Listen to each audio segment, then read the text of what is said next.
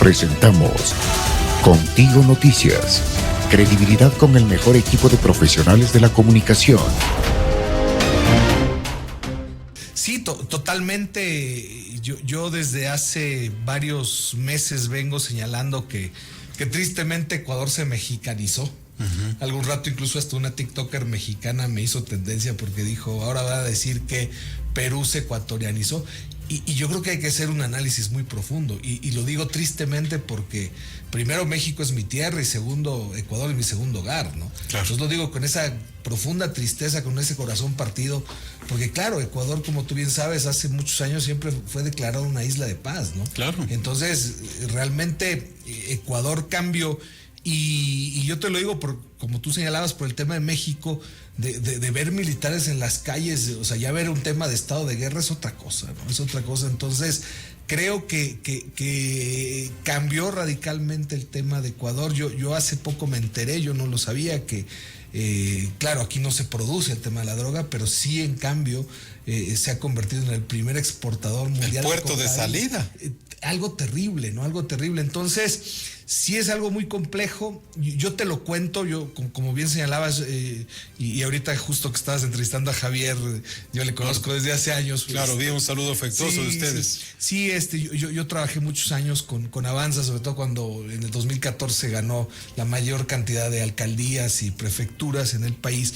Y te digo, voy a cumplir 30 años en esto y te quiero contar que nunca me había pasado ni en México ni en otros lados. Yo he trabajado en varios países de América Latina. Por primera vez mataron a un candidato cercano a mí en la ciudad de Ibarra en octubre de hace 2 años, ¿no? Uh-huh. Entonces ya vivir eso a carne propia, porque además yo estaba con el candidato, me regresé a Quito, el candidato iba a una reunión y en ese lapso de haber estado con él un par de horas con un tema de sicariato. Entonces ahí uno ya lo vive en carne propia y dice, qué complejo, ¿no? Como fue en México con el candidato a la presidencia de la República, con esas tomas... Luis Donaldo Colosio. Correcto, en los 90, no sé cuándo era, pero... Año 94. 94. Uno observa esa imagen. ¿Y por qué hago este antecedente, Alfredo?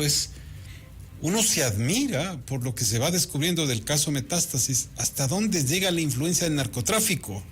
Y claro, esto lo relaciono directamente al cartel mexicano, que puede tener todas sus ramificaciones en el Ecuador y montar una red gigantesca, ¿no? Sí, totalmente. Y además esos carteles, y pensemos un poco en esa época, yo decía, esos carteles eran respetuosos, es paradójico lo que voy a decir, ¿no? Pero eran respetuosos de los derechos humanos, ¿no? Se mataban entre ellos y había ese tema, pero claro, el cártel de hoy es mucho más fuerte que el tema colombiano. Entonces, claro, uno se da cuenta que acabamos de vivir hace un par de meses una campaña presidencial muy sangrienta, muy violenta, ¿no? La muerte de Agustín Intriago, que incluso fue en algún momento también de Avanza, que fue el primer hito sangriento de la campaña presidencial anterior, y luego la muerte de Fernando Villavicencio, ¿no? Entonces, efectivamente, fue una campaña... Claro, en un caso se tenía una lectura diferente. En el caso de Agustín Intriago, después dicen, no, yo creo que estaba relacionado con bandas criminales. Hay acusaciones que tienen que esclarecerse, desde luego. Sí, Alfredo. Totalmente, no se sabe, pero insisto, creo que marca por primera vez un tema de una campaña totalmente violenta, ¿no? Y creo que eso es el parteaguas de lo que hoy ha pasado, y justo como señalabas, a unos pasos de una consulta. Y yo creo que hay un tema muy interesante, ¿no? Yo creo que el tema macro, la percepción a lo macro es que está como controlado, pero si uno se da cuenta en la parte modular, en el seno familiar, yo te pongo el ejemplo mío, ¿no? Nosotros somos 4 integrantes, mis 2 hijos ya fueron asaltados, ¿no? Okay. En lugares donde no te Quito, dices tú. En Quito, claro, por donde estaba antes Teleamazonas, un restaurante con pistola, mi otro hijo en el centro comercial, el Portal. Entonces dices, oye, sí, claro, se ve que la percepción de lo macro un poco se ha tranquilizado, pero si uno se da cuenta que en esta parte del seno familiar, te digo, antes me contaron un amigo, yo doy clases también hace 29 años, entonces que el alumno por ahí, pero te digo, hoy lo estás viviendo ya de muy de cerca, o claro, tú o alguien ya muy cercano, ¿no? Entonces da cuenta de que efectivamente hay un tema de desquebrajamiento social, la parte social está quebrada, y a eso añadimos los temas que hablábamos del narcotráfico. Entonces, efectivamente, hoy Ecuador está viviendo una situación muy compleja, ¿no? Y eso hoy le permite al presidente Noboa, yo creo que los 2 primeros días que empezó el conflicto, un poco tardaron en reaccionar. Me parece que hoy, a diferencia de gobiernos anteriores, hoy existe un tema de operación política, de gestión. Yo creo que, insisto, hoy está muy bien vendido el tema de la seguridad. Yo creo que hoy el gran enemigo de los ecuatorianos es la inseguridad, nadie puede decir lo contrario, o el narcotráfico, y creo que esa parte me parece que ya prácticamente en un mes o en menos de un mes, pues nos iremos a las urnas nuevamente. Claro. ¿No? Creo que ya nos hemos acostumbrado a estar permanentemente a las urnas, y te lo digo porque hace poco... Desde Deporte Nacional. Sí, escuchaba a unos chicos de la universidad, yo de clases en la San Francisco, y escuchaba unos chicos que dicen, nos va a tocar por 4ª vez, ¿no? En menos de un año volver a hacer. Entonces yo creo que tienen una consulta que no creo que sea complicada. Tú sabes, las consultas por lo general terminan siendo, más allá del ejercicio democrático, terminan siendo un tema de legitimación del mandatario. Recordemos la consulta que pasó con el expresidente Moreno, después con Lasso, que la pierde, y hoy yo creo que la va a ganar sin ningún problema, porque, insisto, creo que en el imaginario colectivo de los ecuatorianos está muy vendido el tema de la seguridad. Veamos que en los próximos días que entra el tema ya de los impuestos, veamos con un poco, pero no creo que tenga problemas en salir avante de la consulta. Pero creo que lo más grave de todo, insisto, no es el tema de la fuerza, no es el tema o sea, porque tú puedes tener las Fuerzas Armadas en la calle, pero si no resuelves los problemas centrales o fundamentales, o sea, si tú hoy no resuelves el tema del desquebrajamiento social y todos aquellos problemas de raíz, ¿no? O sea, el tema del desempleo, todo el tema que tiene que ver efectivamente o que te puede terminar provocando muchos temas de estos de la inseguridad, porque te digo, tienes aquí la inseguridad en muchos temas, ¿no? O sea, hoy tienes gente tristemente en la calle, como yo te decía, a lo mejor caso de mis hijos, que te están robando $2, que te están robando un teléfono por el tema del dinero, ¿no? Y tienes ya cosas mucho más complejas, mucho más graves, lo que decía, tipo estas operaciones como Pulpo, donde están insertándose en distintos estratos de la sociedad, empresariales, políticos, ¿no? Y eso es lo grave. Pero te digo, yo creo que más allá del tema de los militares, yo creo que hay un tema de volver a entender muchas de las problemáticas, ¿no? Combatir estos problemas de raíz, ¿no? Alfredo, y en el ámbito político me refiero a la colaboración internacional, Estados Unidos ayudándonos de alguna manera, y a Unión Europea igual, porque claro, vienen y dicen, mira, esta situación de acá, ustedes exportan droga por todos lados, sacan de qué puerto, contaminan los contenedores. Ellos quieren también ayudar en esta lucha, pero claro, mientras sigue el consumo, seguirá siendo atractivo todo el contrabando de droga, Alfredo. Sí, totalmente, y además, tú lo sabes, son los principales consumidores, ¿no?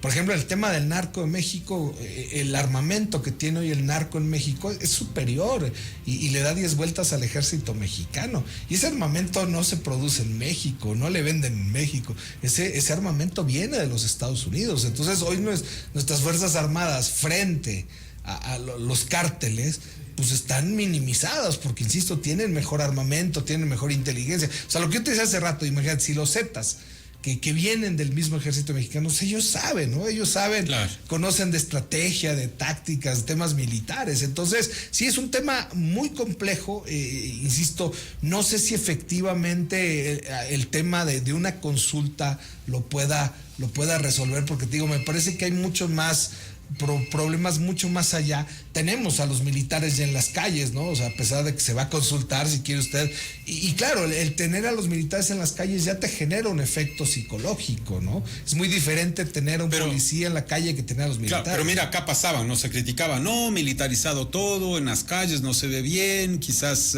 una lectura de inseguridad total, pero ahora en el tema de playas, por ejemplo, la gente veía militares y decía, no, ahí sí hay seguridad, hay confianza. Entonces también cambia la percepción de la gente. Sí, porque recordemos que estos temas de seguridad, yo siempre digo, en temas de política, la percepción muchas veces no es igual a la realidad, pero la percepción juega un papel fundamental. Entonces, lo que yo te comentaba, yo recuerdo cuando hace un mes que empezaba todo esto, andaba yo por la plataforma norte, cerca de aquí, ¿no? Y solo verles a los militares en la calle, lo que tú decías, en algún rato también, más allá de tranquilizar, también te preocupaba, ¿no? Porque los veías con tremendos fusiles y medio apuntando y decías, híjole, medio fuerte. Pero claro, te genera una percepción y eso ya es un juego interesante, ¿no? Entonces yo creo que el gobierno, insisto, me parece que no tendrá problema, como lo señalábamos.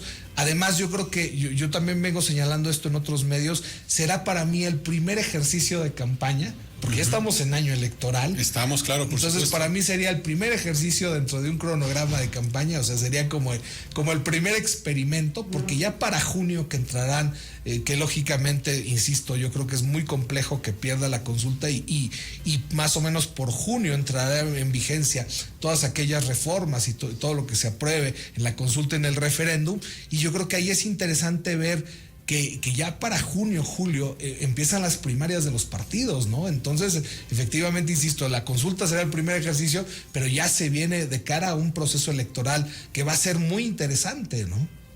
Y en ese ámbito, Alfredo, uno ve y dice, ok, van dándose las candidaturas, van saliendo las propuestas, los planes de gobierno, pero creo que en todo influye lo de la seguridad. Desempleo, cierras negocios antes, está vigente el toque de queda. De momento parece que hay una cierta pasividad. Javier Orti de Avanza decía hace pocos minutos aquí en esta cabina de Contigo FM, decía, mira, la seguridad macro, pero lo que tú mencionas, esos robos pequeños, no te dejan tranquilo. ¿Y cómo superar eso? Parece que ya nos toca acostumbrarnos a vivir con el miedo al asalto. Sí, ha pasado a ser parte del paisaje urbano, ¿no? O sea, es como que ya forma parte de nuestras vidas. Pero sí me preocupa algo, ¿no? A ver. Lo que tú decías, o sea, a ver, yo creo que en este estado de que la seguridad es lo que le quita el sueño a la mayoría de los ecuatorianos, me parece que se ha quedado de lado el tema crítico, se ha quedado de lado el tema de por ejemplo, yo señalo, nos hemos convertido en una especie de vagos digitales, criticamos todo desde las redes, pero un poco hace falta eso, ¿no? El tema de, por ejemplo, yo vengo diciendo, ¿no? Con este tema del IVA, ¿dónde está el rol, por ejemplo, de la academia? ¿Dónde está el rol de la oposición, no? No para generar, hoy me parece, insisto... Es para aportar criterios sobre el IVA, dices tú. O elementos alternativos, ¿no? O sea, si te fijas, no hubo organizaciones sociales, no hubo organizaciones políticas, no hubo academia que dijera, híjole, cuidado, ¿no? Estamos viviendo un tema muy complejo de seguridad, lo que tú dices hace rato, negocios cerrados, negocios que los están vacunando. Esto fue Contigo Noticias. Los esperamos mañana desde las 6 horas en punto, con los protagonistas de la información.